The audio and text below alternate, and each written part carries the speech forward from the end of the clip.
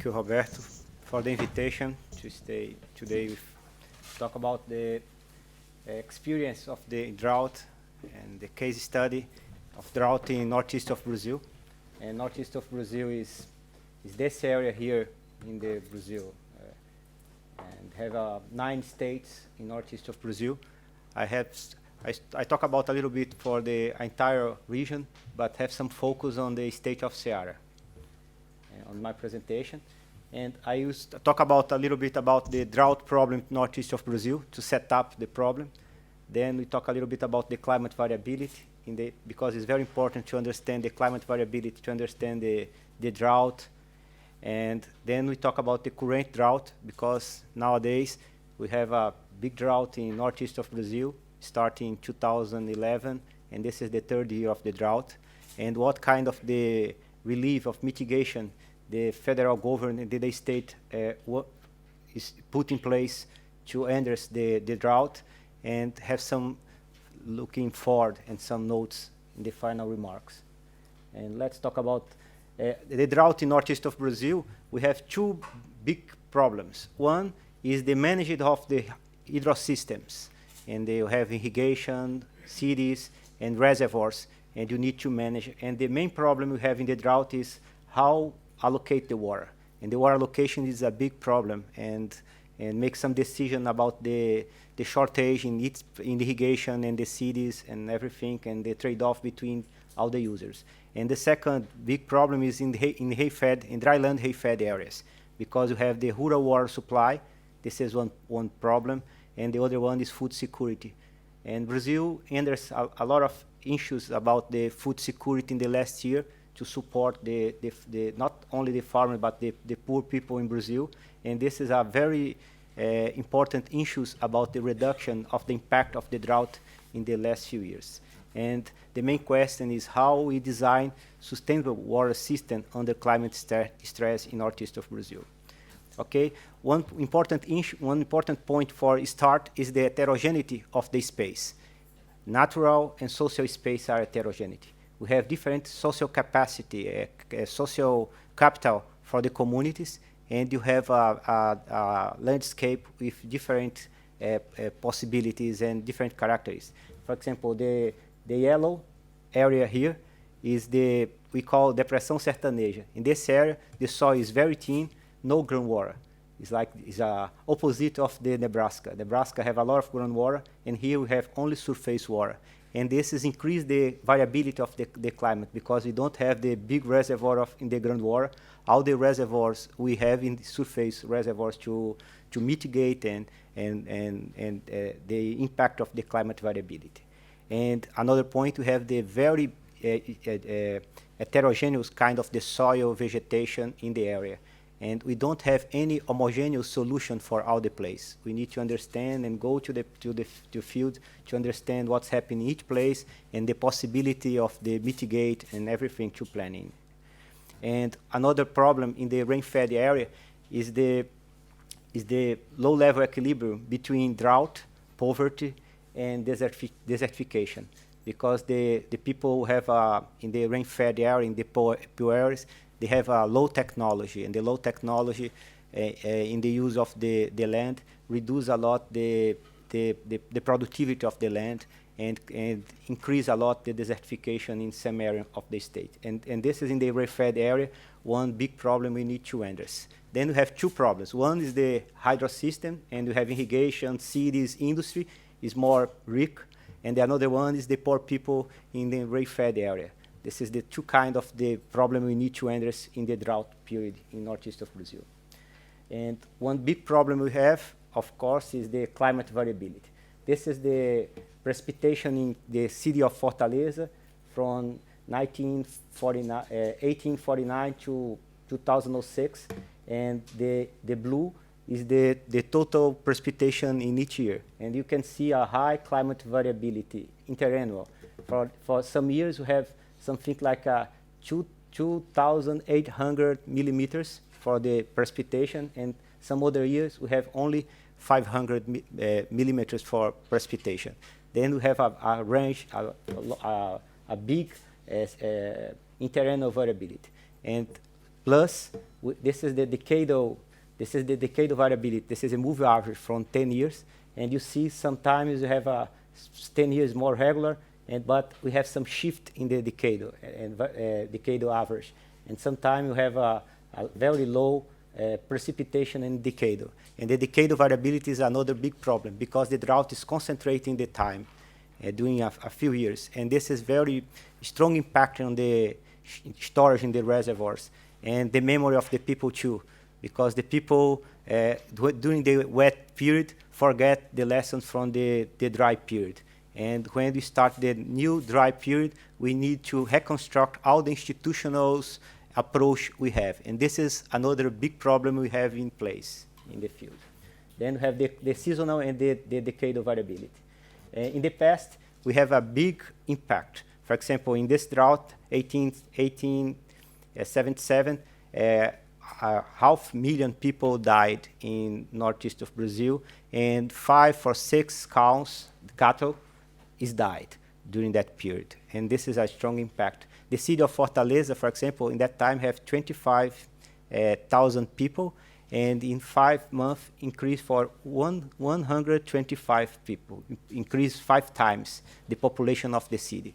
And this kind of the impact on that time create the start to the public policy to address the question of the drought. Nowadays, Fortaleza have 2 million people live in Fortaleza, and this year don't have shortage.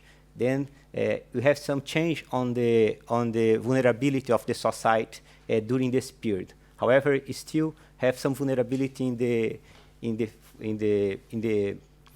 farmers and in the other cities in the state. And another point is we have a climate variability, and this is climate variability. We can do some forecast using the information from El Niño climate model, and this is another. This is one issue. This is the dry period and wet period in the some 20 years here, and we see another point here is the variability. Sometimes it's dry in some area and normal year in another area, and have some kind of the spatial variability of the drought, and this is the variability is another point. Then the variability of the climate and have some risk of the drought and flood, but the droughts have strong impact. And another one is the social capital is heterogeneous. We need to answer this is 2 questions in the 2 problems, hydro system and another one rainfed. The current drought. This is the average, this is the precipitation, the anomaly of precipitation in the state of Ceará.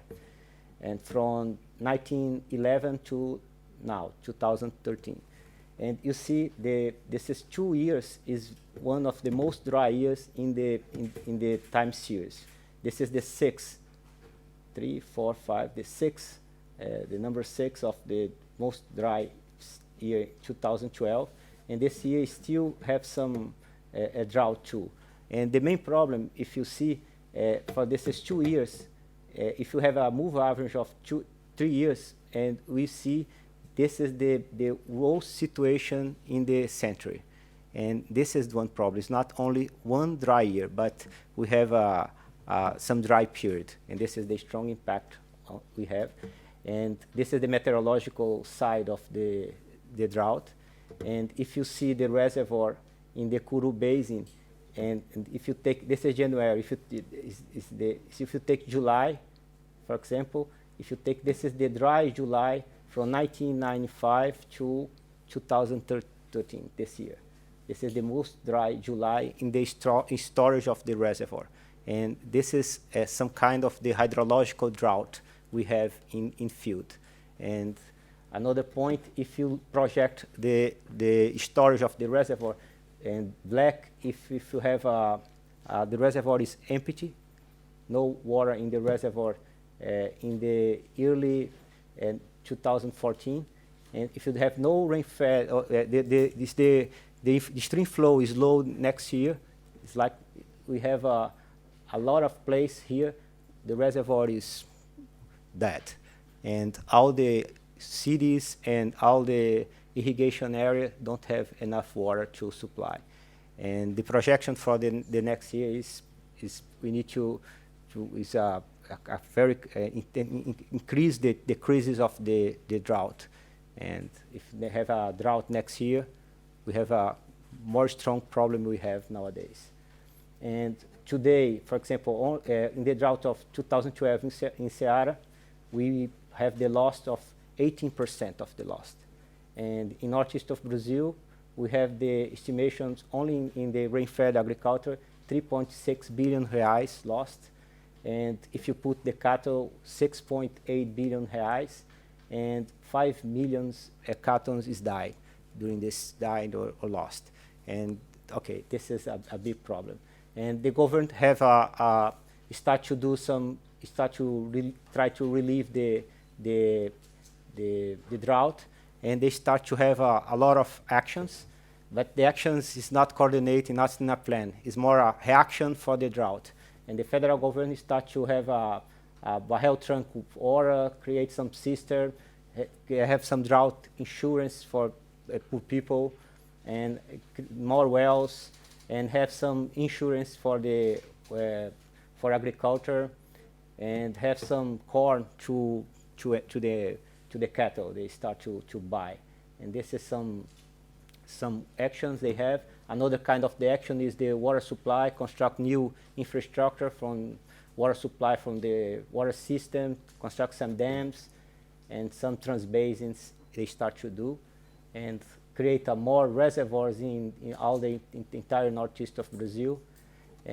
But all the point you have here is more like this. This is the evolution, temporal evolution of the storage in northeast of Brazil, in Ceará, sorry. And you see we have the increase during some years. This is dry years. All when you have drought, the response is construct new infrastructure. Then they forget for what they need to do for the lesson from the learn for the drought, and they start to doing the new, wait for the new drought to do something more.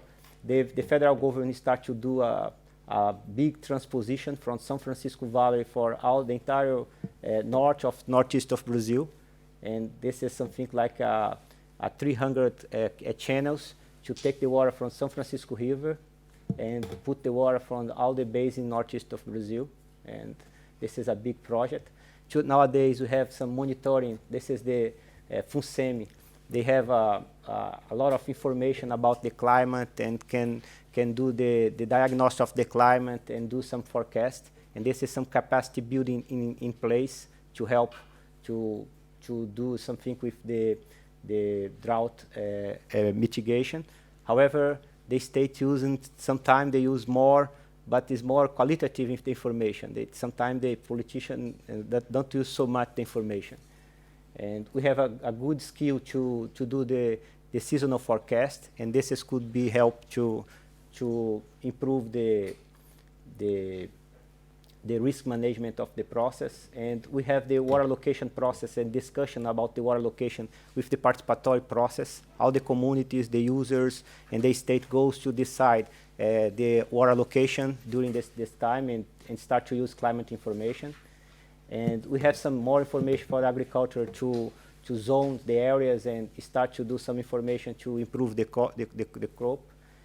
And I think we have a few things in place. However, one big problem we have, and this is my last transparency, Brazil need to change from some reactive drought risk management to some more proactive drought risk management. We still have problem to more reactive, and this is we need to improve a lot to have more focus on the drought is something happens, and all the times it happen, and you need to prepare and have some risk management. We have in Brazil a good institutional approach to address the water research management, and we have some capacity building in place. We have a national water planning, but we don't have some focus on drought management, and we need to do this.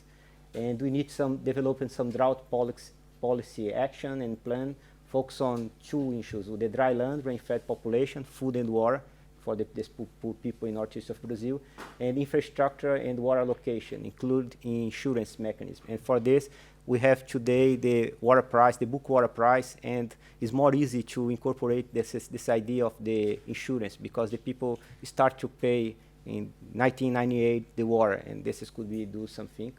And we need to improve the dialogue between science and policy, and this is sometimes is hard, and the policymaker, okay, they looking only for the 4 years of the mandate, and we need to these people look for, and the science need to understand what they need, and this is dialogue need to be more effective. Okay, thanks.